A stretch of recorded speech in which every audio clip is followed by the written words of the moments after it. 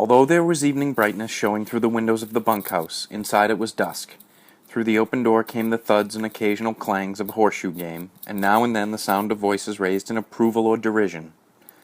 Slim and George came into the darkening bunkhouse together. Slim reached up over the card table and turned on the tin-shaded electric light. Instantly the table was brilliant with light, and the cone of the shadow threw its brightness straight downward, leaving the corners of the bunkhouse still in dusk. Slim sat down on a box, and George took his place opposite. "It wasn't nothing," said Slim. "I would have had to drown most of 'em anyways. No need to thank me about that." George said, "Wasn't much to you, maybe, but it was a hell of a lot to him. Jesus Christ, I don't know how we're going to get him to sleep in here. He'll want to sleep right out in the barn with him. We're having trouble keeping him from getting right in the box with them pups." "It wasn't nothing," Slim repeated. "Say, you sure was right about him. Maybe he ain't bright, but I never seen such a worker.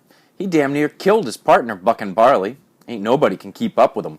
God Almighty, I never seen such a strong guy." George spoke proudly. "Just tell Lenny what to do, and he'll do it, if it don't take no figuring. He can't think of nothing to do himself, but he sure can take orders." There was a clang of horseshoe on iron stake outside, and a little cheer of voices. Slim moved back slightly so the light was not on his face. "Funny how you and him string along together." It was Slim's calm invitation to confidence. "What's funny about it?" George demanded defensively.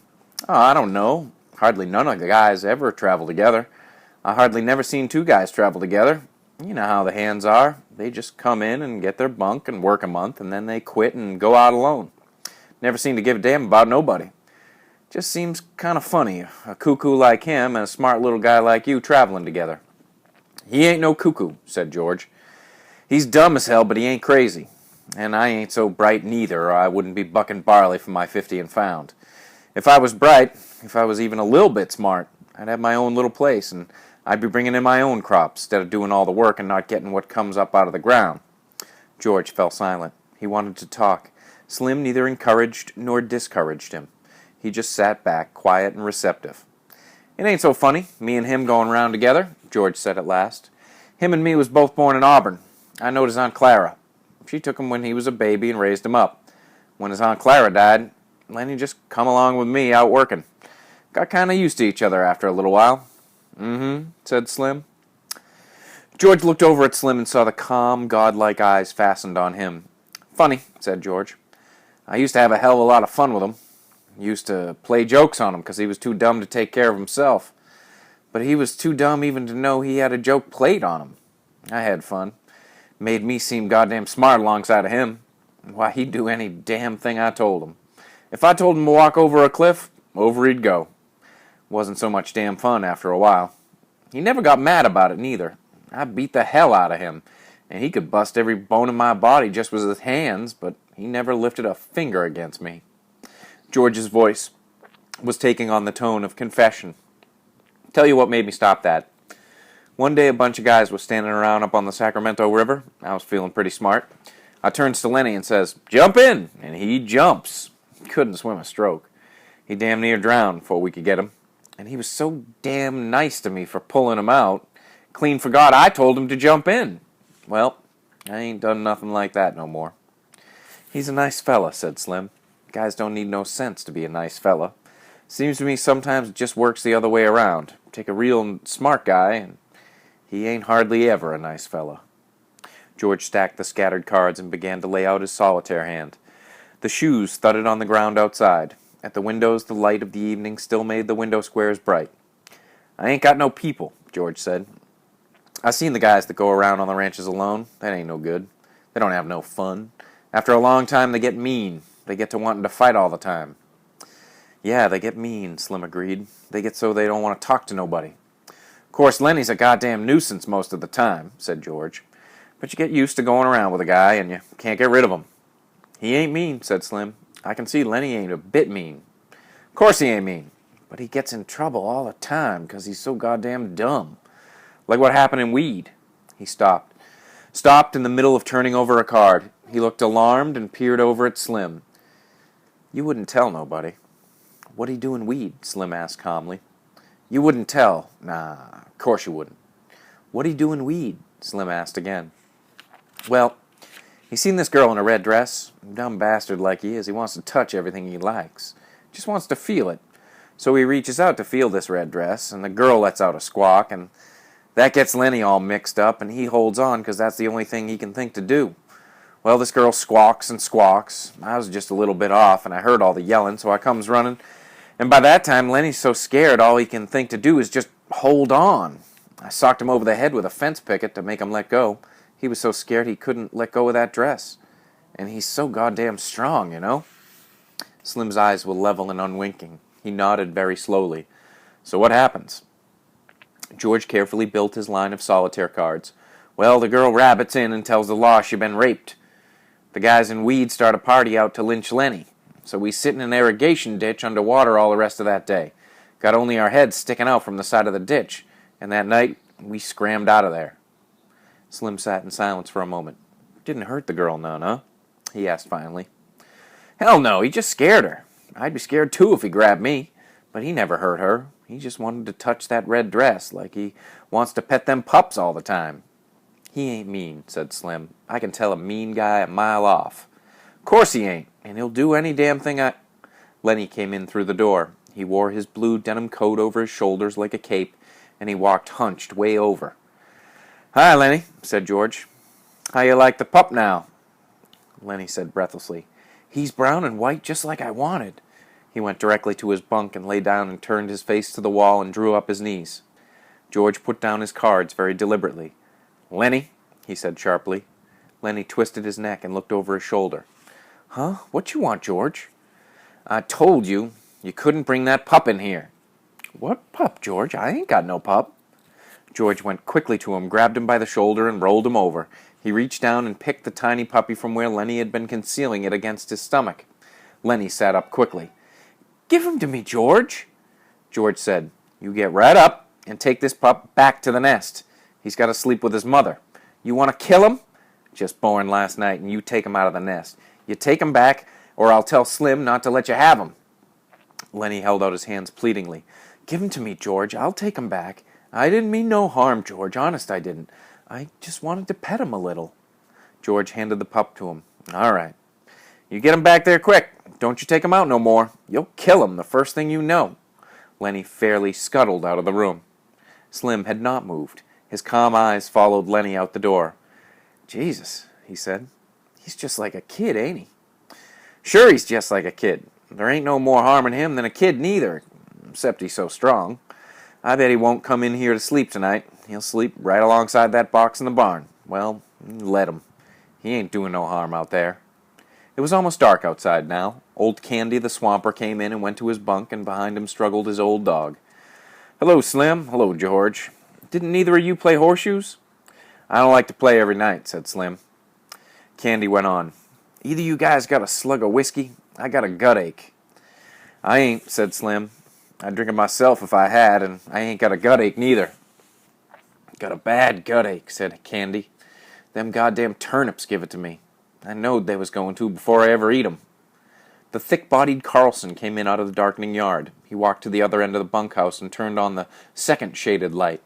Darkening hell in here, he said. Jesus, how that nigger can pitch shoes. He's plenty good, said Slim. Damn right he is, said Carlson. He don't give nobody else a chance to win. He stopped and sniffed the air, and still sniffing, looked down at the old dog. God almighty, that dog stinks. Get him out of here, Candy. I don't know nothing that stinks as bad as an old dog. You gotta get him out. Candy rolled to the edge of his bunk. He reached over and patted the ancient dog, and he apologized. I've been around him so much, I've never noticed how he stinks. Well, I can't stand him in here, said Carlson. That stink hangs around even after he's gone. He walked over with his heavy-legged stride and looked down at the dog. Got no teeth, he said. He's all stiff with rheumatism. He ain't no good to you, Candy. And he ain't no good to himself. Why don't you shoot him, Candy? The old man squirmed uncomfortably. Well, hell, I had him so long. I had him since he was a pup. I herded sheep with him, he said proudly. You wouldn't think to look at him now, but he was the best damn sheepdog I ever seen. George said, I seen a guy in Weed that had an Airedale could herd sheep. Learned it from the other dogs. Carlson was not to be put off. Look, Candy, This old dog just suffers herself all the time. If you was to take him out and shoot him right in the back of the head," he leaned over and pointed, "right there, why, he'd never know what hit him." Candy looked about unhappily. "No," he said softly. "No, I couldn't do that. I had him too long."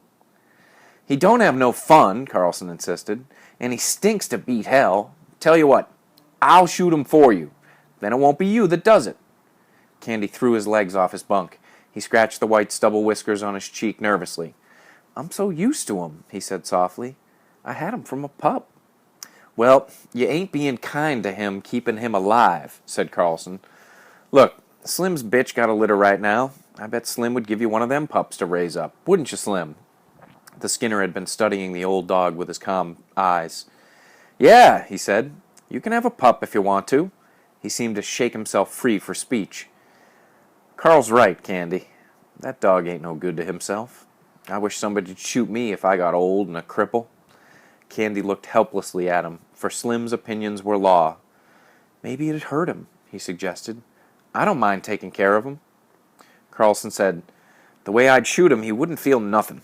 I'd put the gun right there," he pointed with his toe, "right back of the head. He wouldn't even quiver." Candy looked for help from face to face. It was quite dark outside by now. A young laboring man came in. His sloping shoulders were bent forward, and he walked heavily on his heels as though he carried an invisible grain bag. He went to his bunk and put his hat on his shelf, and then he picked a pulp magazine from his shelf and brought it to the light over the table. "Did I show you this, Slim?" he asked. "Show me what?" The young man turned to the back of the magazine, put it down on the table, and pointed with his finger. "Right there, read that." Slim bent over it. "Go on," said the young man. "Read it out loud." "Dear Editor," Slim read slowly, "I read your mag for 6 years, and I think it is the best on the market. I like stories by Peter Rand. I think he is a wingding. Give us more like The Dark Rider. I don't write many letters. Just thought I would tell you I think your mag is the best dime's worth I ever spent." Slim looked up questioningly. "What you want me to read that for?" Whit said, "Go on. Read the name at the bottom." Slim read, "Yours for Success, William Tenner." He glanced up at Whit again. "What you want me to read that for?" Whit closed the magazine impressively. "Don't you remember Bill Tenner? Worked here about 3 months ago?" Slim thought. Little guy?" he asked. "Drove a cultivator." "That's him," Whit cried. "That's the guy. You think he's the guy that wrote this letter?" "I know it. Bill and me was here one day. Bill had one of them books that just come. He was looking in it, and he says, 'I wrote a letter. Wonder if they put it in the book.' But it wasn't there. Bill says, 'Maybe they're saving it for later.' And that's just what they done. There it is." "Guess you're right," said Slim. "Got it right in the book." George held out his hand for the magazine. "Let's look at it." Whit found the place again, but he did not surrender his hold on it.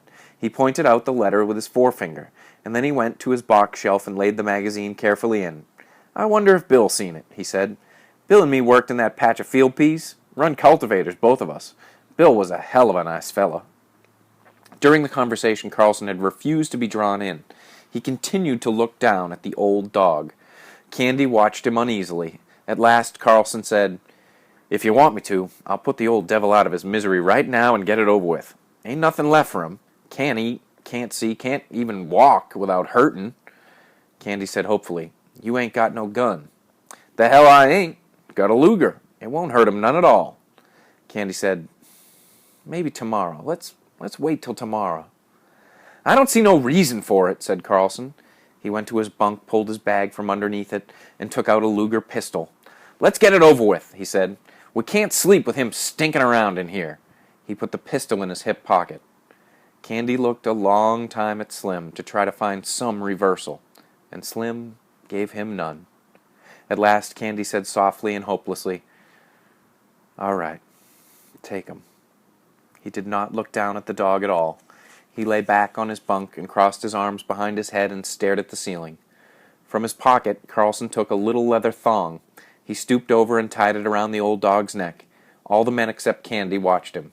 "Come, boy. Come on, boy," he said gently, and he said apologetically to Candy, "He won't even feel it." Candy did not move nor answer him. He twitched the thong. "Come on, boy." The old dog got slowly and stiffly to his feet and followed the gently pulling leash. Slim said, "Carlson." "Yeah?" "You know what to do." "What do you mean, Slim?" "Take a shovel," said Slim shortly. "Oh, sure, I get you." He led the dog out into the darkness. George followed to the door and shut the door and set the latch gently in its place. Candy lay rigidly on his bed, staring at the ceiling. Slim said loudly, "One of my lead mules got a bad hoof. Got to get some tar on it." His voice trailed off. It was silent outside. Carlson's footsteps died away. The silence came into the room, and the silence lasted. George chuckled. "I bet Lenny's right out there in the barn with his pup. He won't want to come in here no more now he's got a pup." Slim said, "Candy, you can have any one of them pups you want." Candy did not answer. The silence fell on the room again. It came out of the night and invaded the room. George said, "Anybody like to play a little euchre?" "I'll play out a few with you," said Whit. They took places opposite each other at the table under the light, but George didn't shuffle the cards. He rippled the edge of the deck nervously, and the little snapping noise drew the eyes of all the men in the room so that he stopped doing it. The silence fell on the room again. A minute passed, and another minute. Candy lay still, staring at the ceiling. Slim gazed at him for a moment, and then looked down at his hands. He subdued one hand with the other and held it down. There came a little gnawing sound from under the floor, and all the men looked down toward it gratefully. Only Candy continued to stare at the ceiling. "Sounds like there was a rat under there," said George. "We ought to get a trap down there." Whit broke out, "What the hell's taking him so long? Lay out some cards, why don't you? We ain't gonna get no euchre played this way." George brought the cards together tightly and studied the backs of them. The silence was in the room again. A shot sounded in the distance. The men looked quickly at the old man. Every head turned toward him.